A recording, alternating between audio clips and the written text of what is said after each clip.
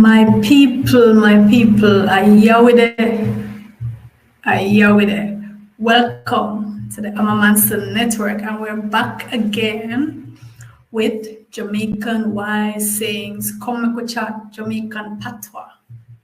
If you love the Jamaican culture and you love Jamaican people and you love everything Jamaican, this is the place for you to start learning the Jamaican language. I refer to it as the Jamaican language. I actually think this is a legitimate language and it should be our official language, and English should be the second language. In my humble opinion, I love my Jamaican language and I love collecting Jamaican proverbs, the wise sayings of our ancestors handed down to us. This is one of my passions. And so I'm really happy to share with you. Every week we do 4 Jamaican wise sayings. So the first one that we're going to start with today is smile and nod. When a Jamaican says to you, smile and nod, just smile and nod, right? And this was popularized by one of our beloved Jamaican comedians. His name is Oliver Samuels. So he had a comedy series back in the 80s, in the 1980s, mainly in the 80s. And the series was called Oliver at Large, and Jamaicans love Oliver Samuels. He's our beloved, one of our most beloved comedians, and he was the one who popularized this saying in one of his skits, smile and nod, Muffy, smile and nod. So what we mean when we talk about smile and nod is basically similar to what people would say, grin and bear it, you know, that English adage, grin and bear it. So it's when you are in a situation where you just have to bear it through, right? It's like you can't do any better in that moment. You have to bear through, as one of my relatives would say, take what you can get till you get what you want. So it's a similar thing. Take what you can get till you get what you want, or fake it till you make it. That's another. So all of those pretty much sum up the notion of smile and nod. So it's like you don't really agree with the thing, but you agree with it because you can't really do better in that moment. You grin and bear it. You smile and nod. You take what you can get until you get what you want, right? So you just suffer through it because you know that right in this moment you can't do any better. So it's not, you're giving the impression that you're okay, you're giving the impression even that you agree with what is happening, but you don't really agree with it. It's like you're biding your time. That's another way of saying it. Jamaicans love to say, it's all right, I just abide my time, and I'm just hold my tongue and abide my time, and I'll watch and wait until I can do better. And you see when a Jamaican can do better, is when they reach the point where they can do better and they don't have to smile and nod anymore. Trust and believe you're going to know about it. They are going to make you know. All right? So we reach a time now where I'm not have to put up with your foolishness. I'm going about my business, or I'm going to do what me really want to do. Anytime the time comes when the smile and nod done, a Jamaican will certainly let you know. Because we're very proud people. We pride ourselves in not putting up with foolishness. So even if we have to put up with the foolishness for a while, as soon as we can do better, we're going to put you in a place. We're going to make you know so we're only tolerating you for that time. Jamaicans are extremely proud people, right? We like to put people in their places. So even if for a while you have us in a little situation where we have to smile and nod, and you see we're skin with teeth, we're showing the teeth them, because we can't really do no better in that time. Trust and believe. Once the tables turn, once the coin flip, and we now have the upper hand, you're going to hear about it. We're not going to smile and nod anymore. But for the time being, this is how we're gonna do. Yes. Yes. All right, so the next saying is turn your hand make fashion. Right? So in Jamaica, we say, boy, we just a turn my hand make fashion, you know, or she good man, she turn her hand make fashion, you know. What that means is you turn your hand to make fashion. That's the literal meaning. You turn your hands to make fashion. And it basically is talking about situations where you make something out of nothing. You create magic out of nothingness from scratch.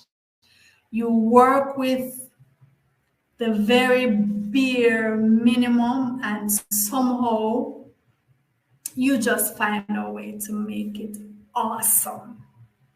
So it can literally mean fashion as in the clothes you wear, right? You know, you put this and that together, you mix and match until you, by the time you create that whole outfit, it's just spectacular. And some people just have that knack, they just have that skill, they have that thing about them where they're very creative and they can take nothing and make it into absolutely the thing. And to be honest, not everyone can do it, right? Not everyone can do it. You have to have the knack. So you might see the person out and about and they are dressed to their teeth. Jamaicans love to dress to their teeth. When a Jamaican step out, when we have a function to attend and we put ourselves together and we step out, best know that you cannot walk beside us, okay? And everybody can walk side of we when we step out, because we take pride in how we are put together. If you see a Jamaican man out on the road, them shoes well clean. One thing I can tell you about Jamaican men, them shoes, you don't play with them shoes. Them clothes, you don't play, you don't brush against them, you don't mess up them, don't do that. They take great pride. And you can come from very humble places, but when you step out on the road, as we say, when you touch the road, you will be well put together, right? You just have a knack. It's like we're born with that knack. You put a look at you can make the most humble, the most mundane, the most boring apparel just come to life by how you put it together. The turn your hand make fashion. So that's with the clothes, but it also applies to other things like the home decor, right? If you go into a Jamaican home, even in the inner city, and I might even say especially in the inner city, in the ghetto areas, in the really poverty-stricken areas. One thing that you're definitely gonna find is the house will be spick and span, most of them. You're gonna have some persons who fall short of it, yes, but it seems as if the more poverty stricken, the more they take pride in at least making sure that their home is presentable. And it's the bare essentials, that a little a piece of cloth for the curtain, or they might knit something and spread it over the couch, or they just find some way, do some craft, put this and this together, go downtown to the wholesale and they buy the figurines and they buy the artificial flowers and they just do what they can. And by the time they're finished, it is something to speak about. As my grandma always said, this is one of her favorite sayings. Whenever she saw something that she really loved and it really amazed her, she said, boy, it's something to speak about. When you enter a Jamaican home, especially a poor home, you're going to be amazed at how we turn over and make fashion. We take the bare essentials and we just put it together in such a way. We're very resourceful people. When you visit the craft markets here, you will see we use all kinds of natural material, natural fibers, things that people discard. The coconut shells, we make jewelry out of coconut shells. The beads, we make all manner of art and craft out of it. Now, other people do this, of course, right? Everybody has their art, their craft work, and so on. But I can only speak for what I know from my people. This is how we are. So the things that the rich person might discard, we will take it. We'll take the calabash or the gourd, and we'll carve things into it, right? Even a broom. Sometimes you can't even afford a broom to sweep your yard. You know what we used to sweep? The rosemary. The rosemary herb that which grows wild in the bushes. We bundle it together and use that. When that sweep your yard, it looks spick and span. All right. So we are resourceful people. And hey, listen, I'm saying Jamaicans, but we are descended from Africans, and this is part of what we have given to the world, our resourcefulness, our ability to make something out of nothing. Even the soul food, what we call soul food, which we know is detrimental. It brings on the diabetes and it brings on the hypertension. But listen, that came out of crap. The chitlins, which our ancestors, those were the innards, the guts from the animals, which the whites didn't want. And our ancestors squeeze out the muck, squeeze out the crap out of the intestines and scrub it, soak out the crap, boil out the crap, and turn that into a delicacy.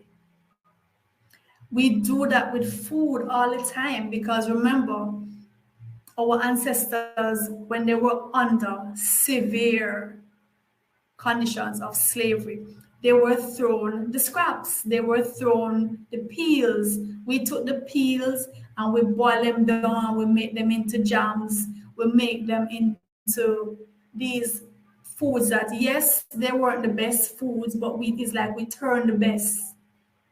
We turn the worst into the best it could be. When we think of language, the very language, some words we are very good at taking the worst, taking words that were meant to destroy us, words that were meant to put us down. And we take those words and transform those words to know are the very same people want to take those words and use them in the positive light that we have transformed them into. We take the word nigger and we transform it from a derogatory thing to a communal thing, a brotherly thing, where everybody now want to be your nigger. Everybody wants to be your nigger because if he's your nigger, he's your best man. He's your bona fide ride or die if he's your nigger. But what was that word? When they tossed it at us, it was what? Derogatory, shameful, despicable.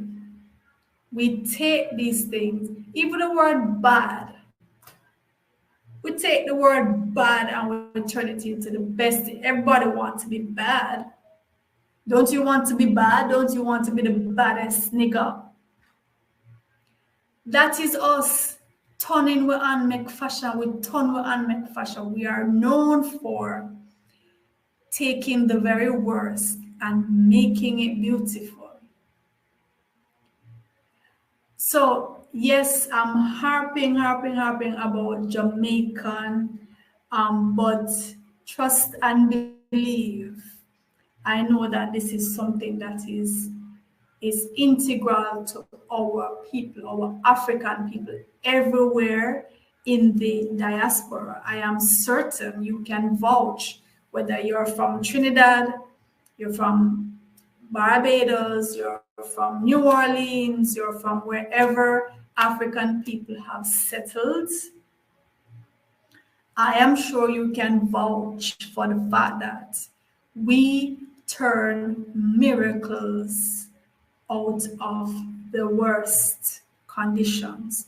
We take things that are discarded and we turn it into things that people are vying for, people are trying to claim or reclaim after we have touched it. That's the magic that we are. That's the magic that we are, right? So it's not something that we use lightly. When you say Tonya and make fashion is not something to take lightly, it is indicative of our magic, sheer, plain, undiluted magic that is Black people. The next saying is when you say, Jamaicans always saying, you fat in your eye, or you fat in your face. It's two different sayings, but I'm gonna do them together because they are similar, right? So when you say, oh, me just a fat in my eye. So literally you can think, okay, your eyes literally getting fatter. But it's mainly figurative because what we mean is we're just looking, and especially if that's all you can do. So usually it's used in the sense of, well, I'm just fattening my eyes. I can't do any better. Usually it's because we said the heart is willing, but the pocket is weak, right? You have the best of intentions. You really want to go and buy stuff for yourself and for your loved ones, especially like Christmas time, right? Your window shopping, but you just have fat in your eyes. You don't have any spending power. The heart is very, very willing, but the pocket is weak. So all you can do is fatten your eyes, take in all that there is to see, but you can't do anything else. You can't touch the people and things because you don't have any money to pay for it. And you're very dainty as you go because you don't want to break anything because you don't have no money to buy it if you break it, right? So you want to be a part of the festivities You don't have the spending power, but you still want to be a part of these festivities. So you go, you make your presence be felt, and you fatten your eyes. Or maybe you just go sightseeing, you're off. I used to love when I was little. So my father had a white Datsun van, right? And he was the designated person to take us out for rides into the countryside. We lived in Red Hills, which is in the parish of St. Andrew, but it's pretty much town, it's very close to Kingston. So even though it's rural, St. Andrew is still considered itself. So you live in town, very close, about 10 miles from Kingston. So it was one of the things we really looked forward to whenever we heard that we were going for a ride in the country. And my father had this white Datsun van where you could take off. It had a cover for the back, but you could remove the cover. And so they would pack us up in the back of the van as kids. We'd be off to St. Mary to visit relatives, or off to St. Anne, where my dad's relatives came from, or off to St. Elizabeth, way down in the western Jamaica. That's where my mom's relatives came from. And we would look forward to it, because when we went into the country, I live on an island, right? So Jamaica is this beautiful, gorgeous island, and especially if you went to the north coast. So there would be the sea right along the stretch, the coast, all the way along the north, or you drive through the hills. If you were going from where we were, before you get to the coast, you'd be driving through this lush. Oh, it's just absolutely gorgeous. The mountainside, the vista from Kingston through St. Catherine into St. Anne is just absolutely gorgeous. Or if you're going through Junction to St. Mary, just breathtaking. You should really visit Jamaica and visit these places. Go through Fern Gully, go on the north coast, and we looked forward to these trips. We didn't have much spending power. We pretty much were going into the country to get ground provisions and coconuts and whatever our relatives grew in these areas. But the journey will really fatten our eyes. And usually when we're coming back, because it would be a day trip, so it's gonna take anywhere from 2 to 4 hours to go, and then you spend a little time with your relatives, and you're picking this and picking that and getting the produce together and packing them up. So by the time we're heading back to town, it's dark, right? But even that is a sight to behold, because you see all the lights, and especially if you're on the hills, you'd be looking down in the valley at the lights. Oh my God. We really fattened our eyes on those trips, and it's something we look forward to. Another way you can think of to fatten your eyes, usually the old folks, your grandma, grandpa, or great grandma, great grandpa, when they get to a certain age, it's like they have resigned themselves, even their chores, even their hobbies. They might not even indulge in their hobbies anymore. So pretty much their day is spent, you just put them on the veranda, maybe in their rocking chair or in their favorite chair, and they just sit and they fatten their eyes. They watch everybody going by. They fatten their eyes. That's all that's life has been reduced to fattening your eyes. You put them out on the veranda, maybe have their shawl wrapped around them, and they rock. And then whoever is passing, you hail them. How they do, grandma, or hey, Mas, Joe, or whatever. This is part of country life. This is a part of rural life in Jamaica.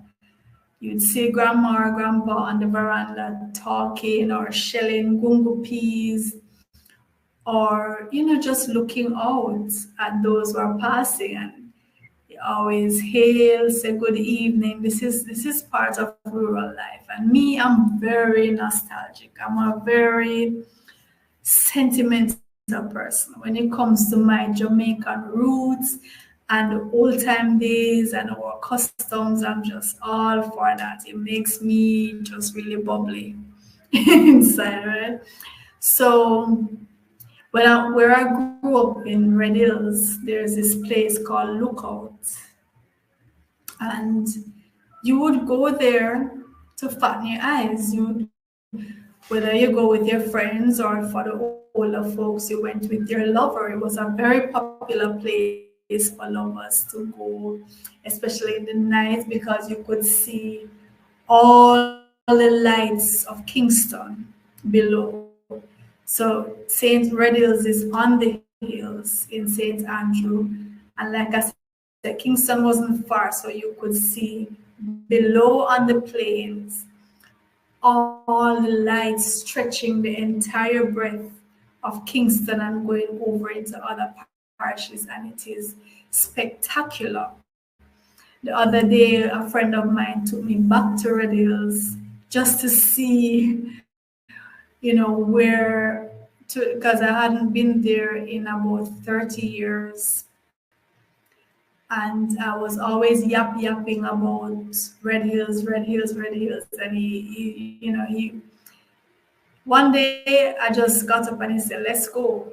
I went up there and I looked back at Lookouts, and even though we went in the day, you could see there's a thing about looking at it in the day, and there's a thing about looking at it in the night, right? So yeah, there sometimes to fatten your eyes is all you can do, but it plays its role because you get to see the sights. You also get to study people. If you have that leisure to sit and take it all in, you get to study people, you get to study life, you get to reflect. All right. So the other part of that, to fatten your face. So when a Jamaican say, boy, you fatten your face, man, that one means to eat, especially to overeat, right? When you're just there eating, especially when you're at somebody else's house and you're just eating. So you would be described as fattening your face. So you have to make the distinction between when you fatten your eyes and when you fatten your face. All right. So fattening the face, eating.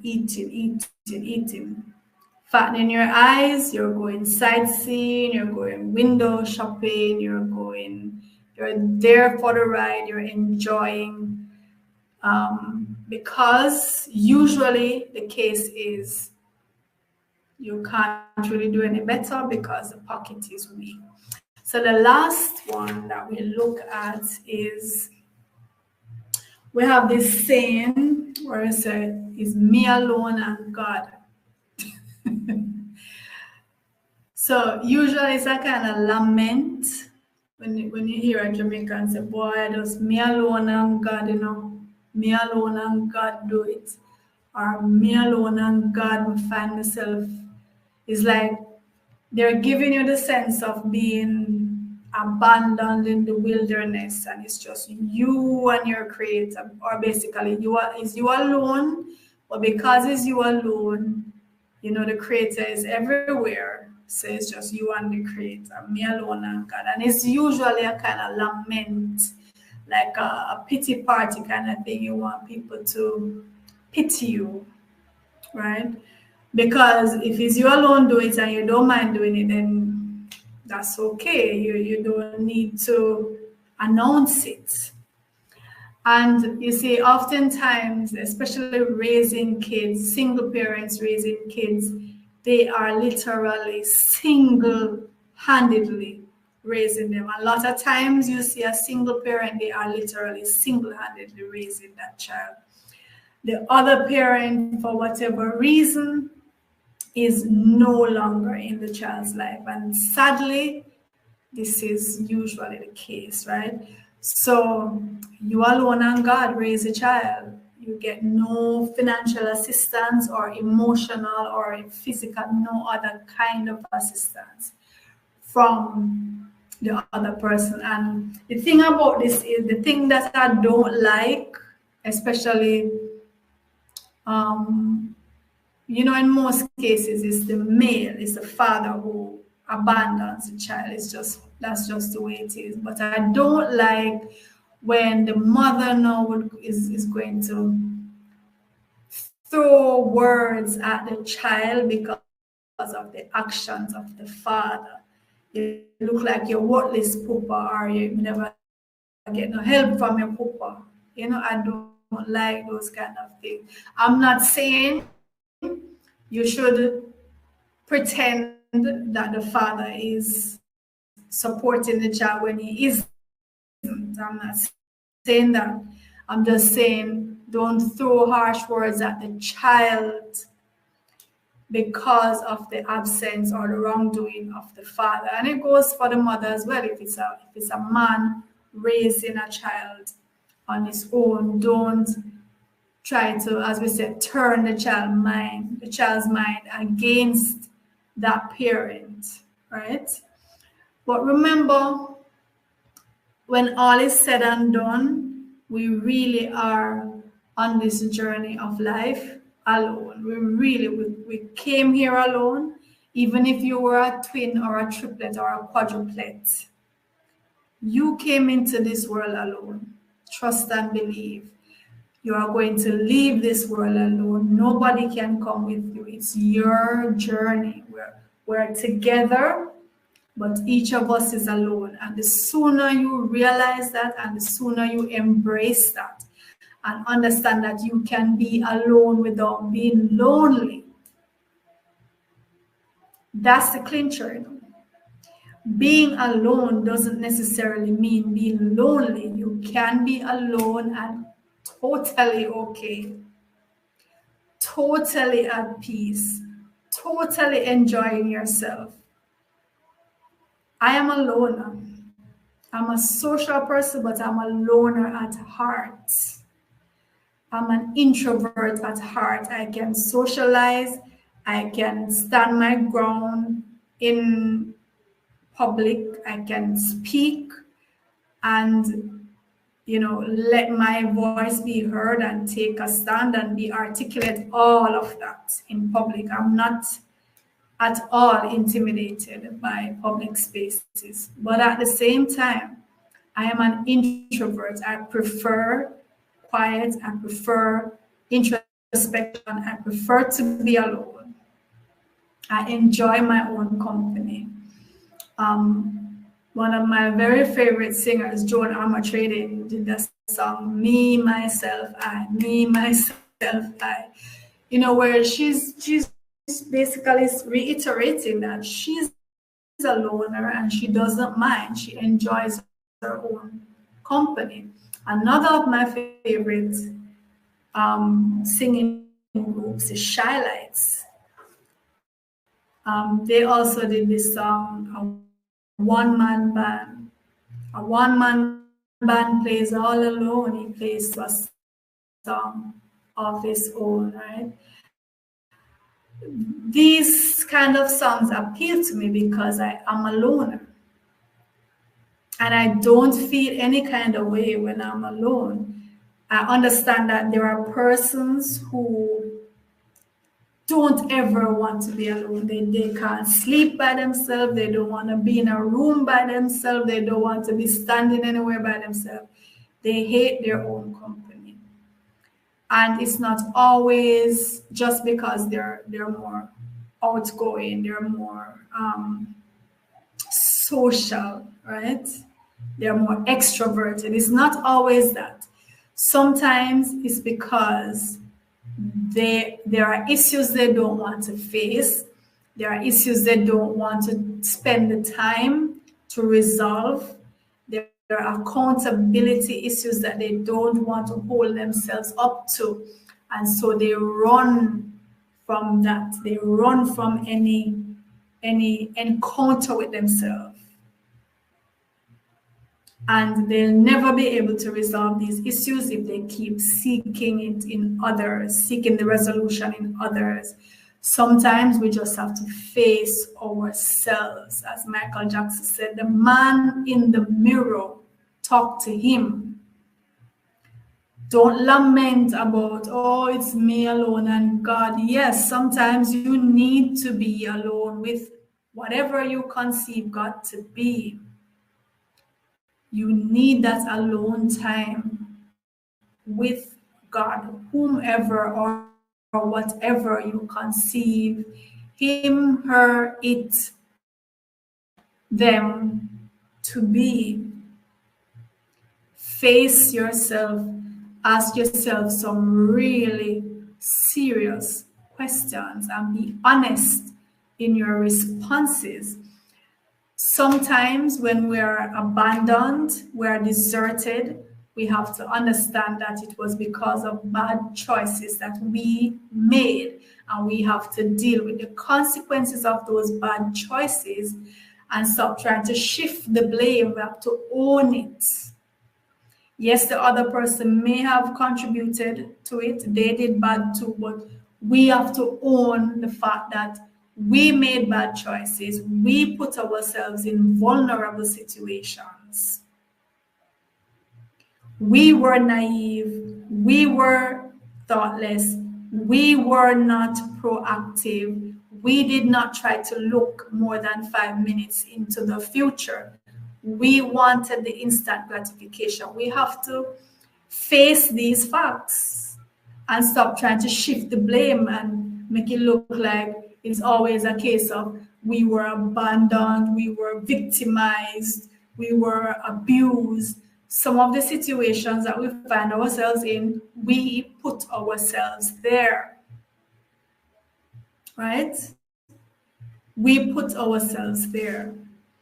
And yes, you may find yourself in a very desolate place. You may find yourself feeling forsaken, lonely, abandoned. But sometimes it's when we are in these situations that we really get to the crunch of who we are, why we are here. It's when you're desolate sometimes that your mission comes home to you.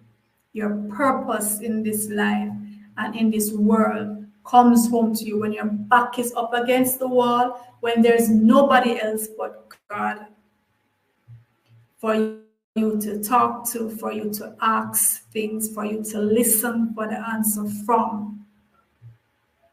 Because it's really just you. It's your journey. It's just you. Don't run from that. Embrace that. Love yourself. Love your company. You must be able to stand alone, especially when it comes to defending certain principles. You don't need an accomplice. You don't need, sometimes you have to tell yourself, I don't need friends. If it means I have to stand alone on my principle. Sometimes your lover will forsake you because of principles that you're standing your ground on. Sometimes your children will forsake you.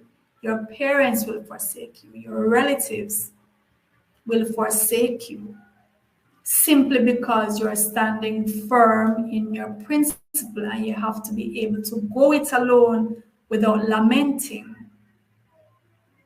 You must get yourself to the place where, if need be, you can go it alone. It's not the best way to go. It's not the most comfortable way to go, but if need be, you must tell yourself, whatever lifestyle you have, you must be able to defend it. You must be able to defend it. This is mine. I am doing this because I understand what this is about, and if it's me alone, I will do it. It's better with company. We're stronger as a force, a group. We're stronger that way. But if it means me alone, I'll do it, right? So don't be complaining, boy, I just me alone and God. Sometimes it's best that is just you alone and God doing it. And hey, the good thing is, if it's you alone and God do it, guess who is gonna get the commendation when it's done and done properly and done awesomely? You alone and God go and get the credit. You alone and God must get the award and the reward. Think of it that way, right? So don't shy away from being alone, achieving alone, standing your ground alone. All right, so this is come again. Next week, we're going to look at 4 more wise Jamaican sayings, and I'm always encouraging you to share with me what are the wise sayings in your neck of the woods. I want to know, because these things excite me. These things, I'm sentimental about them, really nostalgic about them. I have 2 Jamaican channels on YouTube. Go on over and give me some support. So it's Authentic Jamaican Memory Lane. That's one of my channels.